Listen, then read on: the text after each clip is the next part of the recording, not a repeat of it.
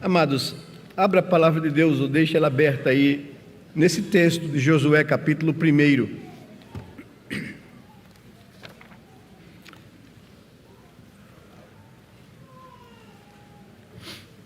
Eu gostaria de trazer uma palavra à igreja, uma palavra do pastor, a quem Deus confiou a responsabilidade de conduzir esse rebanho, que é a primeira igreja presbiteriana aqui de Recife. Por que eu queria trazer essa palavra a vocês de encorajamento?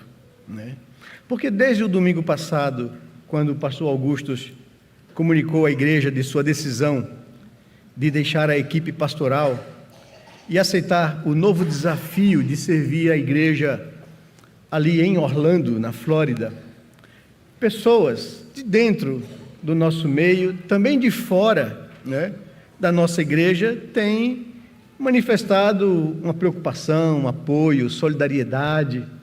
E isso é bom, que a gente vê que a igreja é conhecida e as pessoas têm carinho, têm preocupação, gente lamentando, Eu gostaria de aproveitar essa oportunidade para trazer uma palavra a vocês, igreja, nesse final de ano de 2023, vai se completar, ou está se completando, 15 anos que Deus me concedeu o privilégio, a honra e a responsabilidade de pastorear essa igreja histórica.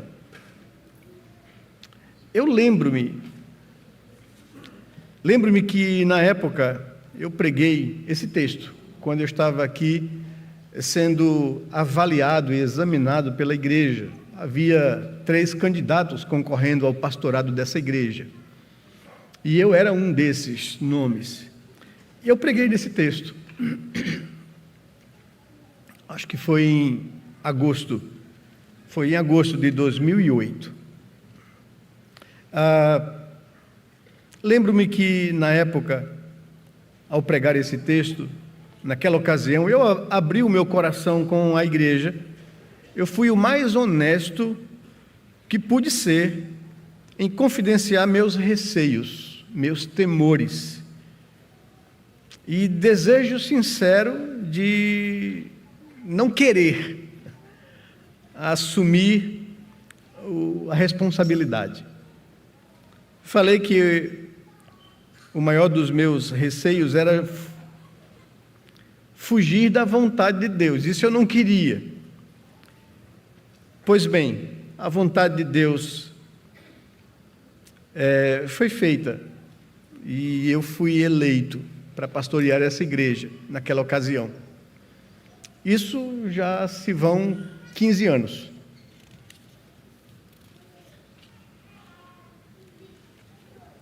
A primeira igreja estava saindo de um momento de crise, e era esse o meu temor. Desde o começo do meu ministério pastoral, eu vim trabalhar nessa igreja auxiliando o pastor Augustus. Isso fazem 36 anos, 35, 36 anos. Eu conheci a primeira igreja. E desde que Deus me levou, depois de 4 anos, 5 anos, para outros campos, pastoreei igrejas na Mata Norte de Pernambuco, Paudalho, pastoreei igreja no Agreste de Pernambuco, Lagedo, pastoreei igreja no Centro-Oeste do Brasil, Anápolis, voltei a Recife, me dediquei a um curso de mestrado, cooperei aqui na época também com o pastor Augustus de volta à igreja. Depois fui fazer um doutorado fora do Brasil, voltei e estava então nesse momento de eleição aqui na igreja. Eu conheci a igreja e acompanhei ela durante esses 36 anos de vida pastoral. E orava pela igreja, me preocupava com ela, nos momentos que ela passou por situações de crise, de instabilidade, de problemas doutrinários, de conflitos internos.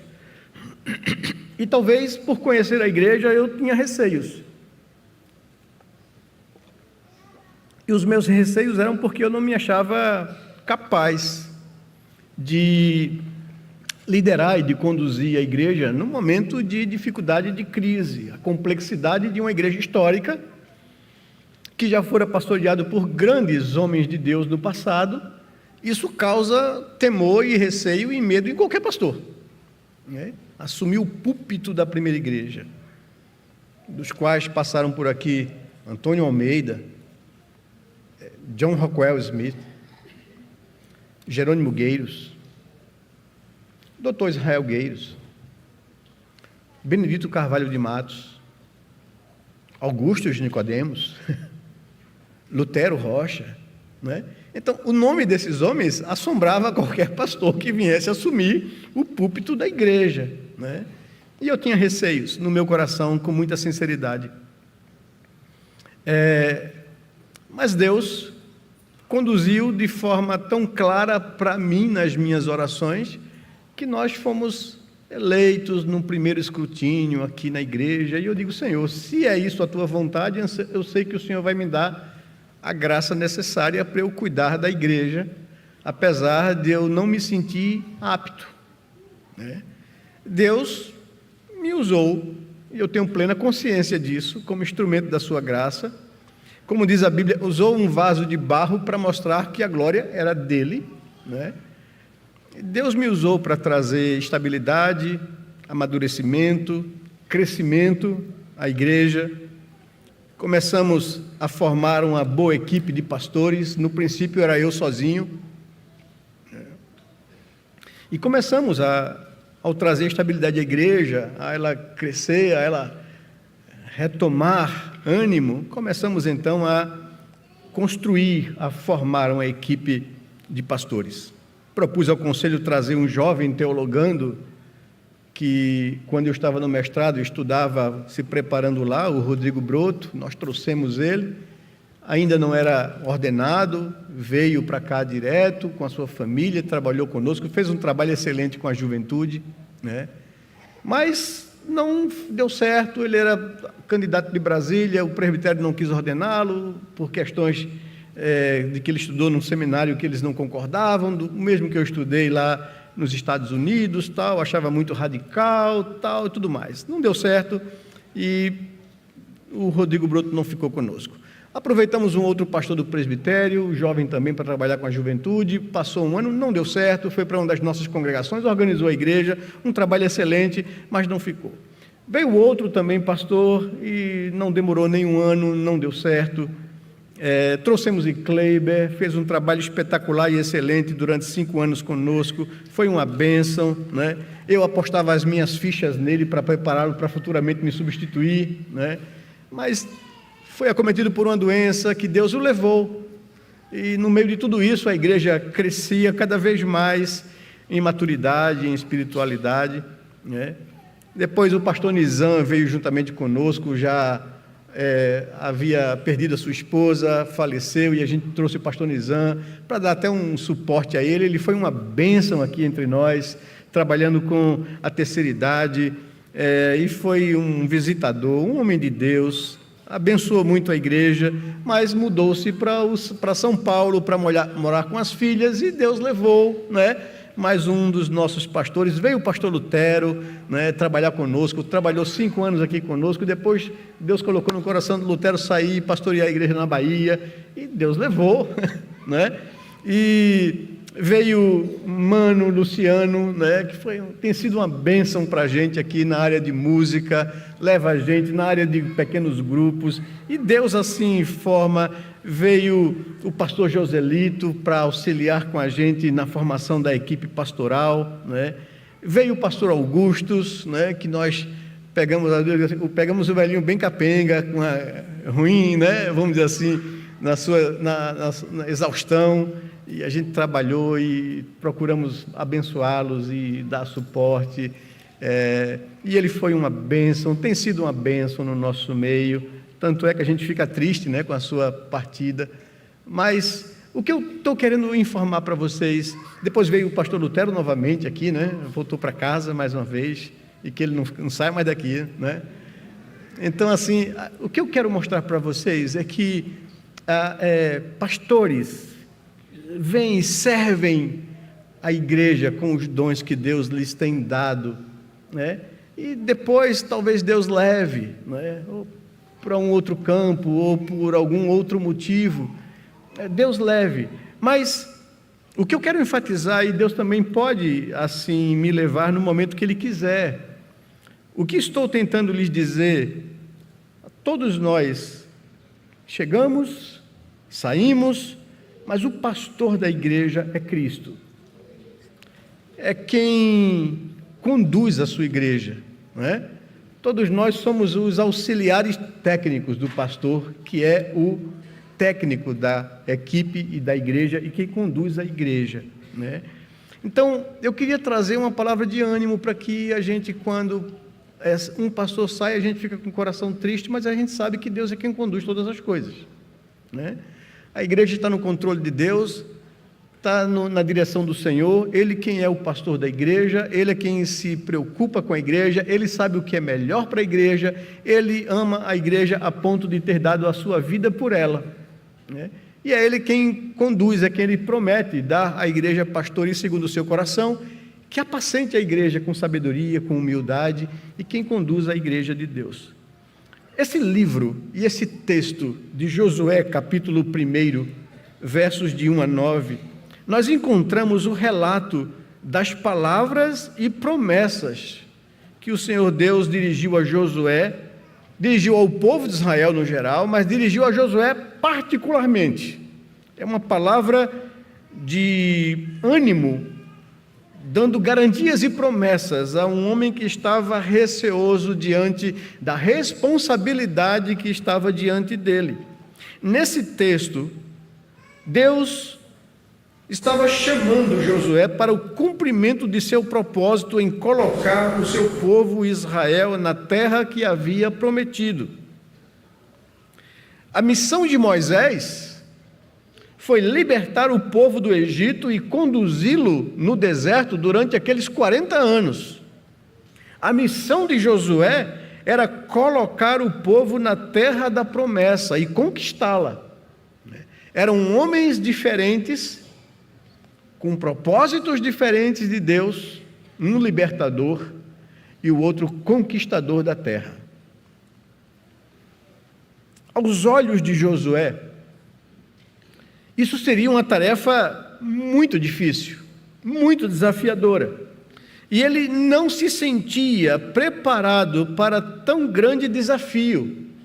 É isso que o capítulo 1, verso de 1 a 9, emprega como contexto desse diálogo particular de Deus com Josué.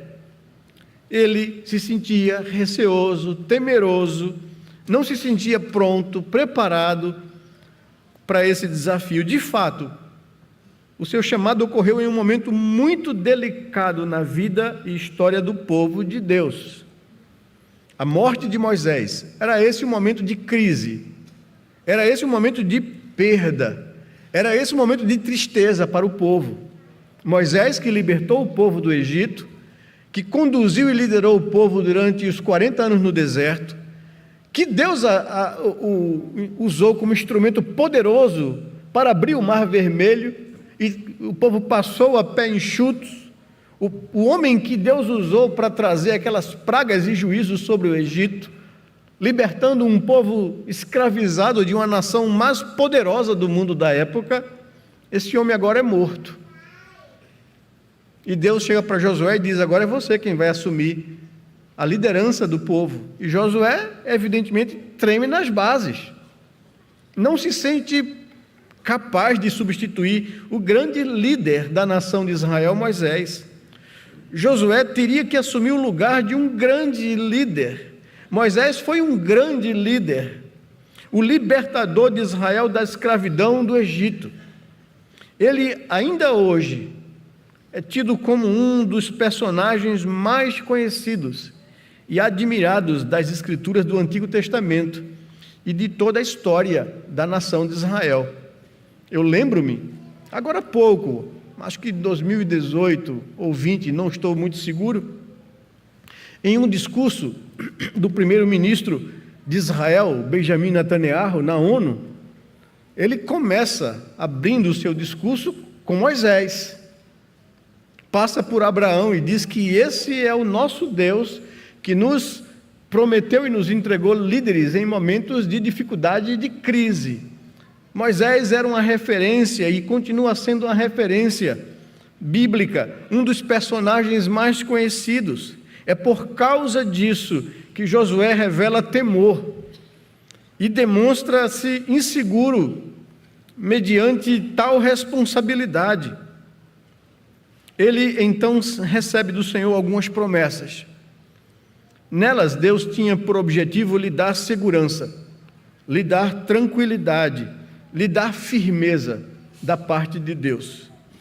O próprio Deus o havia estabelecido para que ele cumprisse um claro propósito, ou seja, liderar seu povo na conquista da terra que o Senhor Deus havia prometido a Abraão e ao seu povo Israel.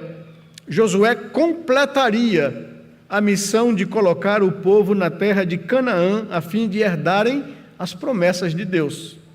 É esse o contexto. E é sobre isso que eu gostaria de falar com vocês e trazer aplicações para a nossa vida enquanto povo de Deus, enquanto igreja do Senhor. A primeira coisa que o texto nos apresenta é o propósito de Deus manifesto aqui a Josué, que revela o seu controle soberano na história. Deus está sob o controle de todas as coisas, sobre o controle de todas as coisas. Ao mergulharmos na leitura e no exame da história da nação de Israel, do povo de Israel, nós constatamos a ação redentiva de Deus na história humana. Ela exemplifica e aponta isso. E quase sempre nós nos deparamos com situações de crise. Muitas vezes, as mesmas situações com as quais nos deparamos hoje em dia. Vejam o verso 2 do capítulo 1 de Josué.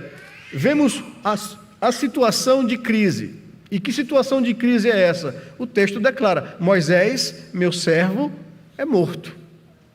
Essa é a situação que o povo vivia.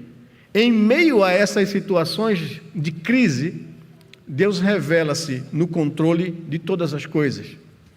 Deus assume o controle e agora ele conversa com Josué. Em meio a essas situações de crise, Deus manifesta os seus propósitos. Nada aconteceu, nada acontece que não esteja debaixo do controle de Deus e dos propósitos de Deus. Deus não é pego de surpresa. Nós podemos ser pegos de surpresa, mas Deus não.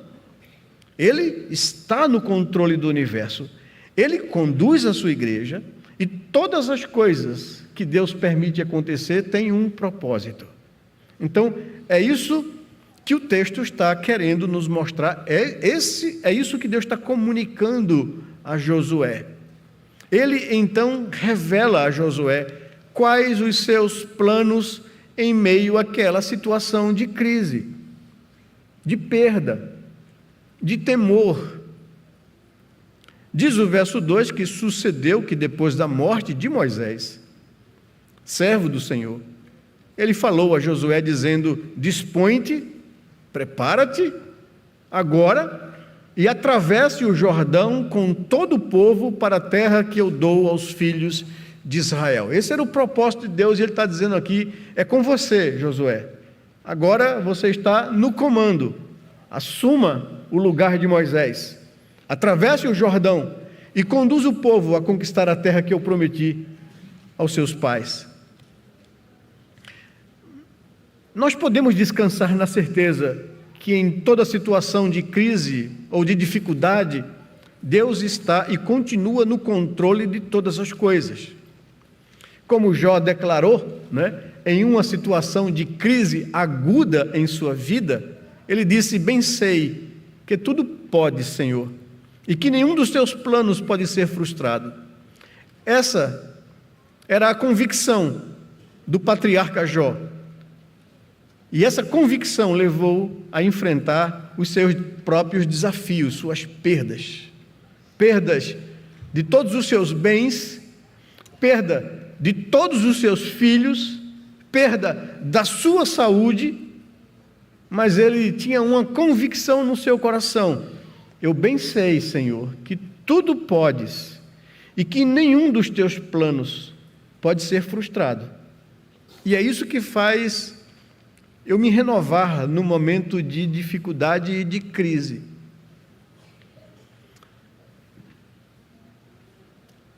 Deus tem os seus propósitos para todas essas coisas. O que precisamos é estar atentos e dispostos a cumprir sua vontade e obedecer o seu comando. Josué, dispõe-te e atravesse o Jordão. Eu vou fazer você levar esse povo e conquistar a terra que eu prometi, né? Então, é isso que nós precisamos em toda e qualquer situação que nos surpreenda e que nos cause algum receio, algum temor, né? Deus está no controle da história. Deus está no controle de nossas vidas. Deus conduz todas as coisas e o faz a um fim proveitoso, para a glória do seu nome, para o bem do seu povo. Essa convicção eu preciso ter no meu coração para enfrentar os momentos de crise. Mas a segunda coisa que o texto nos aponta é que as promessas de Deus são dadas aqui como garantia de que seremos bem-sucedidos em realizar o que Ele determinou em seus propósitos. Então Deus passa a dar aqui a Josué garantias, ele lhe faz promessas, para que Josué descanse o seu coração no Yahweh que Augustus pregou hoje aqui pela manhã: eu sou o Senhor. Não temam essa primeira derrota aqui no Egito. Eu sou o Senhor, fui eu quem prometi, eu vou cumprir o que eu prometi. Então Deus dá essas promessas como garantias de que nós seremos bem-sucedidos como povo de Deus em realizar aquilo que Ele mesmo determinou em seus propósitos. Ele então, para fortalecer a disposição de Josué, lhe dá algumas garantias. Agora, deixe-me lembrar para vocês aqui como essa igreja surgiu aqui há 145 anos atrás, quando ela foi organizada. Isso foi em agosto de 1878, quando ela se reuniu em assembleia para ser organizada como igreja. Não havia essa multidão de gente. Havia 12 pessoas. E o pastor, missionário, que estava ali organizando a igreja. E naquele momento da organização, ficou registrado na ata de organização as seguintes palavras: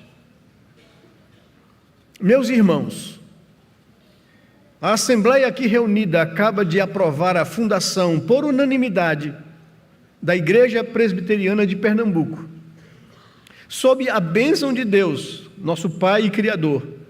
Esta data será lembrada através dos anos que virão, pois esta igreja que agora nasce nesse clima de tensão e de restrições à divulgação da palavra, momento de crise, ela tem uma missão a cumprir na história do evangelismo deste país.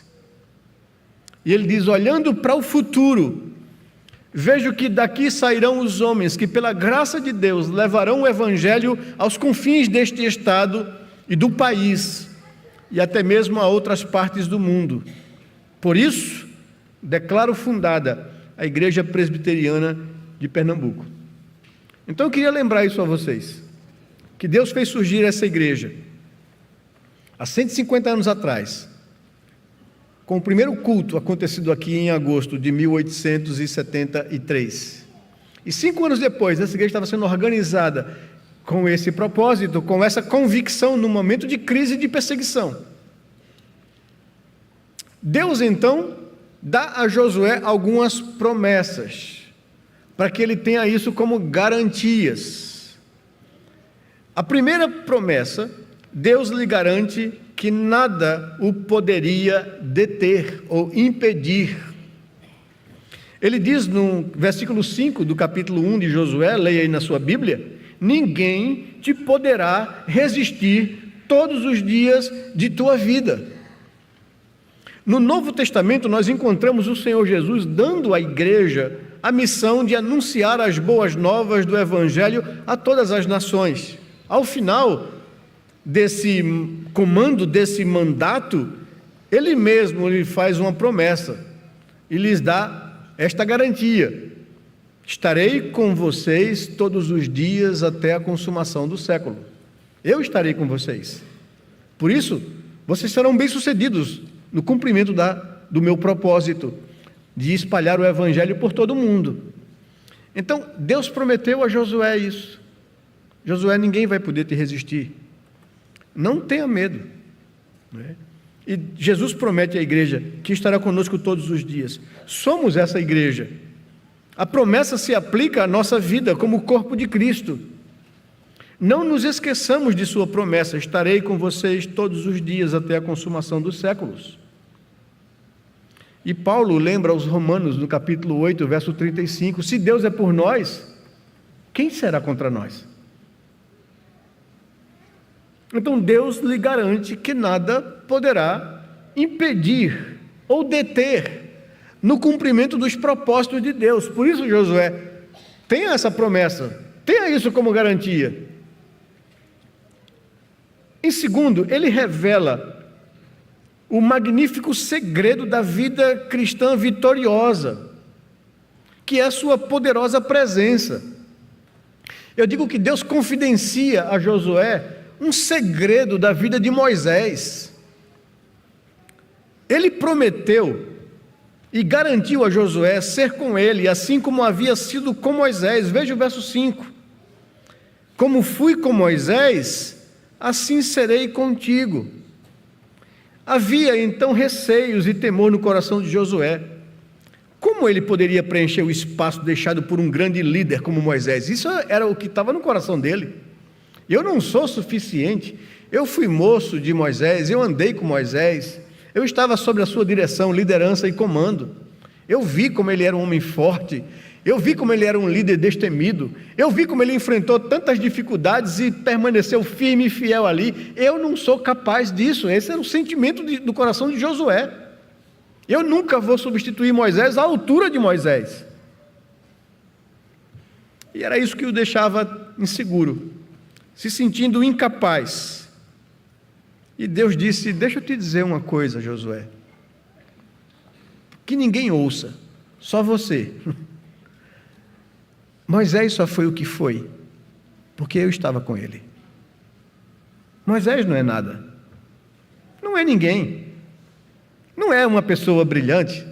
E aqui eu lembro e me utilizo da mensagem de hoje de manhã do pastor Augustus, quando Moisés, diante do desafio de libertar o povo da escravidão do Egito, ele disse: Senhor, não me mande não, manda outro no meu lugar. O que Moisés estava dizendo? Senhor, eu não tenho condições, né? E o pastor Augustus usou aqui o termo que aparece lá no hebraico, na fala de Moisés, né? Que eu sou um incircunciso. O que Moisés estava dizendo? Veja, eu ouso afirmar uma coisa aqui de Moisés: ele não estava arrumando desculpa, não. Moisés estava dizendo a Deus que: Senhor, eu não me sinto capaz, eu sou infiel, eu sou impuro, eu sou um incircunciso. Olha para mim e veja que eu não sou capaz, eu não sou o homem adequado. Como eu vou chegar diante do povo de Israel para dizer que o Senhor me enviou? Como eu vou chegar diante de Faraó, o homem mais poderoso do mundo na época, para dizer: deixa o povo de Deus ir e adorar o Senhor no deserto? Senhor, olha para mim, eu sou um incapaz.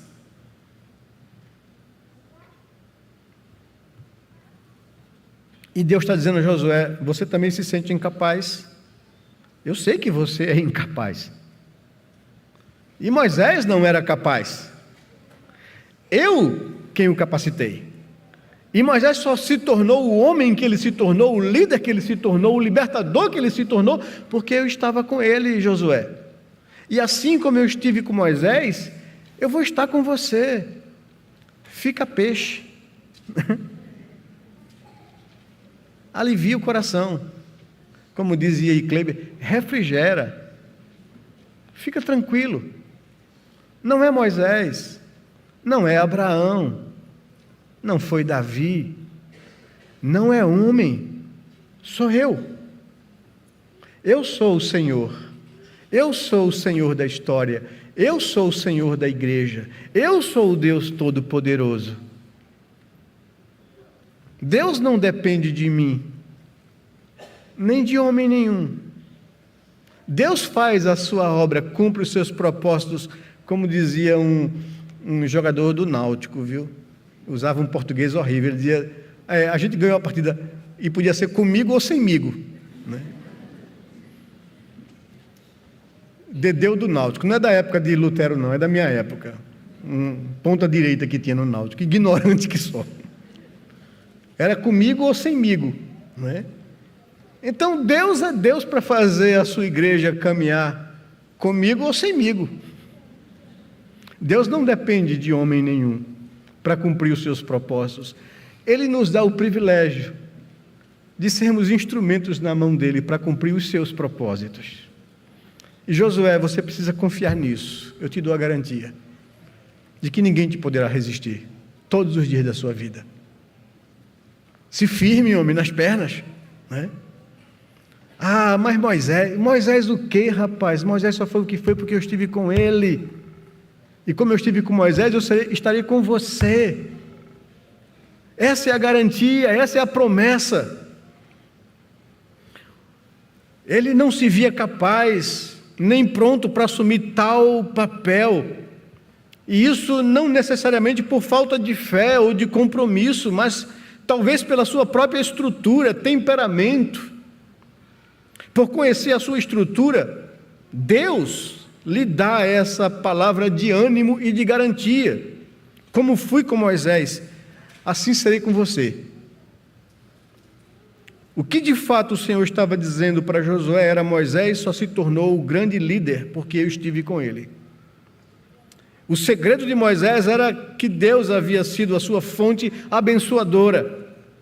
A semelhança de Josué, Moisés também teve receios quando Deus o chamou.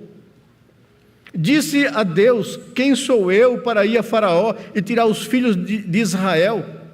Deus lhe respondeu: eu serei contigo. Êxodo capítulo 3, verso 11 e 12.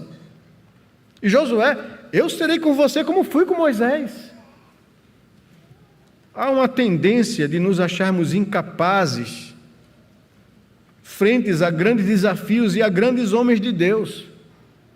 Isso não é ruim de todo, pois nos faz depender de Deus e da sua graça e não de nós mesmos. Moisés entendeu esse princípio quando respondeu a Deus lá em Êxodo, quando Deus se irou contra o povo, disse: olha, eu não vou mais com esse povo, vai Moisés, leva esse povo. E Moisés diz a Deus: se não fores comigo, não me faça subir com este povo. Ele entendeu que a sua suficiência vinha de Deus. Aprendemos com isso que Moisés e os outros grandes homens e mulheres de Deus na história só foram o que foram porque Deus estava com eles. É esse mesmo Deus que nos diz: estarei contigo. Essa é a nossa garantia que seremos bem-sucedidos nos serviços do reino e no cumprimento dos propósitos de Deus para a nossa vida como igreja. Mas também a presença permanente de Deus conosco em nossa vida e em nosso meio nos traz segurança. As promessas de Deus, no entanto, não param por aí. Ele ainda promete a Josué: não te deixarei, nem te desampararei. Ele promete sempre estar ao nosso lado, à nossa frente, por trás de nós, nos protegendo, nos dando força, ânimo, consolo, vitórias, conquistas, perdão e tudo mais o que precisarmos na caminhada com Ele. Nada poderá nos separar do amor de Deus que está em Cristo Jesus, é a convicção de Paulo, escrevendo aos Romanos. E é isso que faz com que eles prossigam. Mas em terceiro e último lugar, nós percebemos que a nossa obediência ao comando de Deus revela o grau de confiança que Deus requer na aliança com Ele. Receios, promessas como garantias e, diante disso, obediência, por confiar nas promessas e nas garantias de Deus. Então, a nossa obediência manifesta o grau de confiança que a gente tem em Deus, no Deus da aliança. Para que essas promessas se tornassem uma realidade na vida do povo, o Senhor exigiu que Josué observasse algumas coisas, obedecesse a Deus. Disse o Senhor a Josué, verso 7, tão somente, te prometo todas essas coisas, mas tão somente, ou seja, para que essas promessas se cumpram em sua vida e na sua caminhada, será necessário observar algumas coisas. Que coisas são essas que Deus pede para ser observadas pelo seu povo, pela sua igreja? Primeira delas, ser confiante e determinado num propósito para o qual o Senhor nos chamou, nos designou. O que o Senhor requer de Josué? Seja forte e corajoso. Ou seja, corra a carreira que lhe está proposta com perseverança, com determinação. Faça como muitos homens de Deus o fizeram, confiados nele. Enfrentaram situações difíceis. O escritor de Hebreus, no capítulo 11, no verso 33 a 34, fala disso, né? Pessoas enfrentaram leões, enfrentaram a perseguição do Império Romano, enfrentaram muitas coisas, porque eles confiavam em Deus. Por que Josué precisava ser forte e corajoso? É preciso compreender que há necessidade de ser forte e corajoso na caminhada cristã. É preciso ser forte e corajoso para ter o cuidado de fazer segundo toda a lei do Senhor. Forte e corajoso para obedecer a Deus. Forte e corajoso para aprender a confiar em Deus e muitas vezes desconfiar da gente. É preciso ser forte e corajoso para ter o cuidado de fazer segundo toda a lei do Senhor. É preciso ter cuidado de não somente conhecer a vontade de Deus revelada na palavra, mas viver ela na prática da nossa vida. Pois é esse o grande segredo da vitória e do verdadeiro sucesso em realizar a vontade de Deus. Obediência prática, conhecer a vontade de Deus e obedecer à vontade de Deus. É preciso ter coragem para cumprir os preceitos da palavra de Deus, e isso tanto na vida particular, quanto na vida como igreja. A igreja não pode depender do pastor Cláudio, não pode depender do pastor Lutero, não pode depender do pastor Augusto, não pode depender de nenhum pastor. A igreja precisa aprender a depender de Deus, a confiar nele e a obedecer a palavra dele e a viver isso na prática da vida. Esses pastores, eles são instrumentos de Deus para lhes instruir na verdade de Deus, de forma fiel à palavra, de forma clara, de forma objetiva. Mas é a sua obediência a Deus que vai garantir que você seja bem-sucedido na sua vida cristã, na sua vida familiar, na sua vida como igreja de Cristo, como povo de Deus. Ter cuidado de fazer segundo toda a lei do Senhor, conhecê-la e praticá-la. É isso que Deus pede de Josué. Ter cuidado de não se desviar da palavra de Deus. É preciso ter cuidado para não se desviar de sua palavra, nem para a direita, nem para a esquerda. Olhando a nossa realidade, isso pode ser aplicado aos desvios doutrinários, que muitas igrejas se perdem, afundam, por causa de se desviar da verdade da palavra de Deus. Ou pode significar de pastores de igrejas que pegam atalhos para se obter sucesso e bênção ministerial. Também pode ser aplicado aos desvios na prática da vida cristã, de conduta. Não se desvie da palavra de Deus. Conheça e viva ela na prática. É preciso ser comprometido na divulgação da palavra de Deus. E aqui é muito importante, e a gente bate nessa tecla. Nós somos instruídos, nós somos treinados, nós somos preparados para alguma coisa. A exposição bíblica, o ensino fiel, não é um fim em si mesmo. Ele visa preparar cada um de vocês para que vocês sejam instrumentos na mão de Deus na sociedade e levem pessoas a conhecer o Cristo e o Deus que você conhece e serve.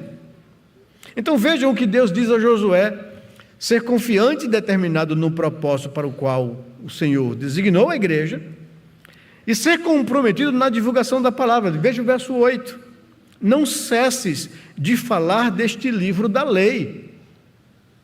Essa é a nossa missão, essa é a razão de nós existirmos: proclamar as virtudes de Cristo ao mundo, fazer com que pessoas possam conhecer o Deus que nós conhecemos e serem salvas e resgatadas e se tornarem seus discípulos, seus seguidores. Não cesses de falar deste livro da lei. Josué e o povo de Deus só seriam bem-sucedidos na vida quando divulgassem essas verdades aos outros, quando levassem avante essas verdades de Deus. Diz a palavra aqui: mas antes de você pregar essa palavra, medite nela de dia e de noite. Reflita, rumine, mastigue, conheça.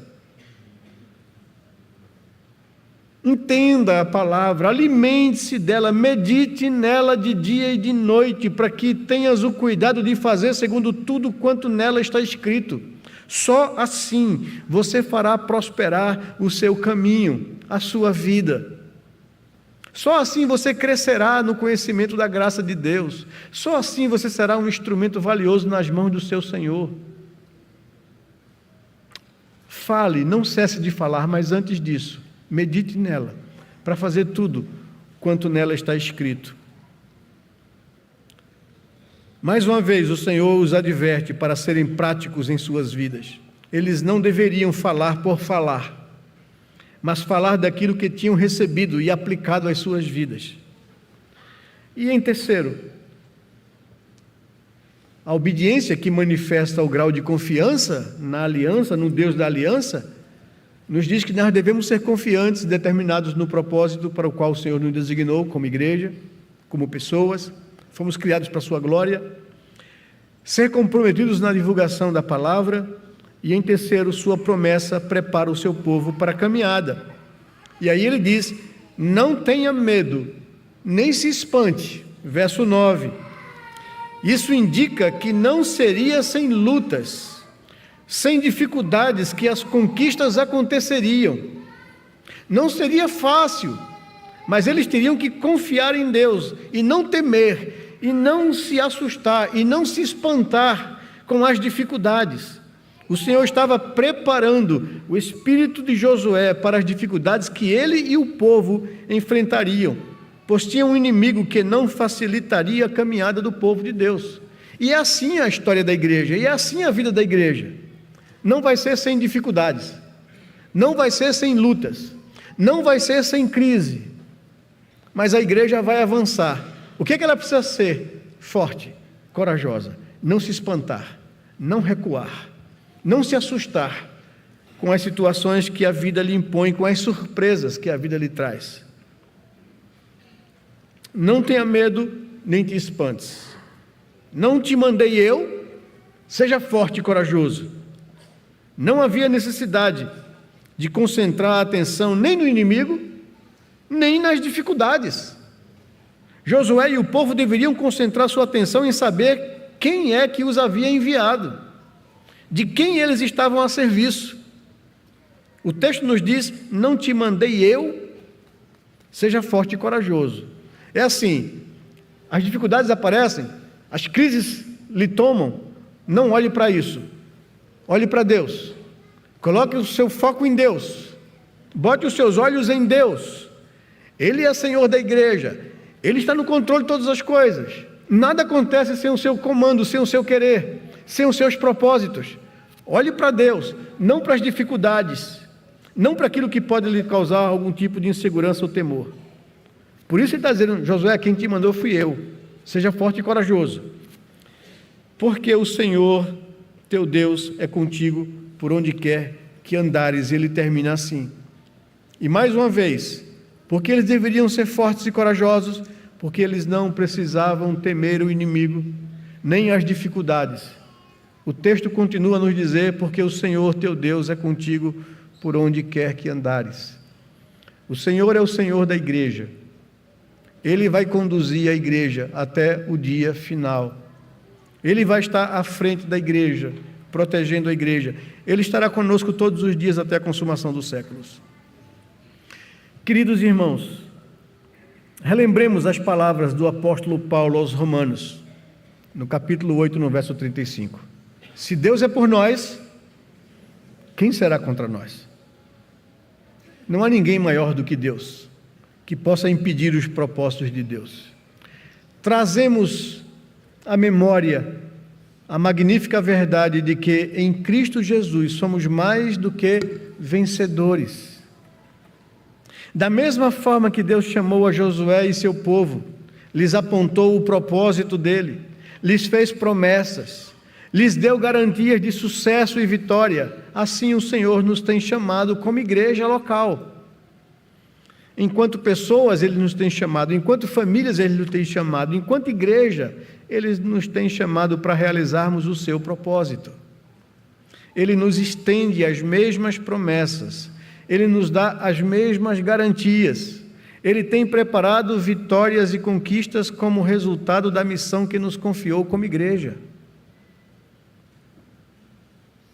Não devemos nos esquecer da missão confiada à igreja. Vão e façam discípulos de todas as nações, de todas as partes. Esse é o nosso foco, esse é o nosso propósito. Para isso Deus nos tem dado pastores, para isso Deus tem tirado pastores, mas Deus tem nos feito ver os seus propósitos, de que nós existimos nesse mundo para tornar pessoas não cristãs em verdadeiros discípulos de Jesus e verdadeiros seguidores produtivos de Jesus. A igreja não pode tirar isso do seu foco, ela existe para isso. Não devemos nos esquecer que nossa igreja nasceu e existe há 150 anos com uma clara missão e com um propósito conforme aqueles irmãos e membros fundadores nos lembraram.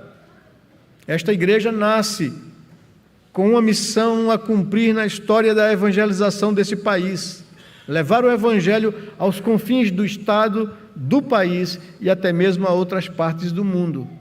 É por isso que nós existimos. Deus nos chamou em seus propósitos para sermos bênção ao mundo, para a sua glória, e nos promete e garante: estarei com vocês todos os dias, até a consumação do século. Esse é o pastor da igreja, Jesus, a quem nós servimos e a quem nós procuramos obedecer. Que Deus nos consagre ao seu serviço, que Ele nos abençoe em nossas vidas espirituais, em nossas famílias e como comunidade, como igreja local. Que Ele nos fortaleça e nos use para a sua honra e glória e louvor. Nesse novo momento que a gente vive, nesse novo ano que se aproxima, tenham todos um desafio assim no coração e uma confiança tal como Josué teve. Moisés libertou, mas foi Josué que colocou o povo na terra prometida. Foi ele que conquistou a terra junto com o povo. Foi ele que foi o instrumento nas mãos de Deus. E como Josué e como Moisés, cada um de nós também se sente inapto, inadequado, incapaz. Mas a graça continua sendo de Deus, né? Que Ele nos abençoe, que Ele derrame sobre nós sua graça, seu favor. Amém? Vamos orar ao Senhor. Baixe sua cabeça. Talvez haja pessoas aqui que estejam enfrentando outras situações de crise em sua vida, que lhe cause receios, temores, insegurança. Eu queria dizer que essa palavra que nós trouxemos hoje é eco de Deus durante a história. Ela é para você. Não tenha medo de enfrentar as dificuldades. Seja forte, corajoso. Confie no Deus da promessa. É Ele quem nos dá a garantia que seremos bem-sucedidos por onde quer que nós andarmos. Pai amado, Deus de amor e misericórdia, louvado seja o Senhor, o pastor da igreja. Louvado seja o Senhor Jesus, o teu Filho amado, que foi quem deu a vida pela igreja, quem resgatou a igreja para si. Louvado seja o teu nome, porque nós fazemos parte desse corpo invisível de Cristo Jesus. Faz com que a tua palavra possa chegar a cada coração nesse lugar, Senhor, e nos animar, nos dar força, para que nós continuemos confiando em Deus, no Deus da promessa, no Deus que tem os seus propósitos eternos e levará todas as coisas ao fim proveitoso. Abençoa-nos, ó Senhor Deus, e renova-nos. Nós oramos assim ao Senhor, confiados em Jesus, o nosso Redentor amado, o pastor da nossa alma, aquele a quem nós amamos, aquele a quem nós queremos servir. A Ele toda a honra, toda a glória, todo o louvor. É em nome dEle que nós oramos, Pai. Amém, Senhor Deus. Amém.